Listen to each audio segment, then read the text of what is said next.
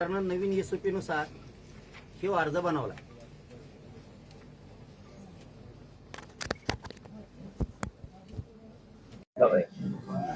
या अर्जानुसार मराठवाड्यातल्या सगळ्या लोकांनी उद्यापासून अर्ज हैदराबाद गॅजेटच्या निर्णयानुसार द्यायला सुरुवात करा।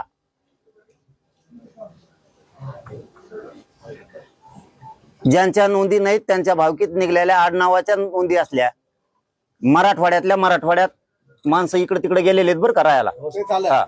म्हणजे ते कुणी धाराशिवला राहायला गेलाय तर धाराशिवचा संभाजीनगरला गेला, लातूरला गेलाय हा।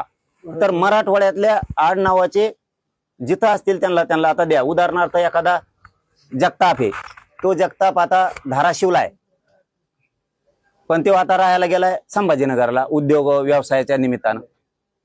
कुणी संभाजीनगरचा आहे तो पुण्याला गेलाय, कुणी संभाजीनगरचा नांदेडला गेलाय, हिंगोली परभणीत गेलाय, लातूरला गेलाय, बीडला गेलाय, जालन्यात गेलाय।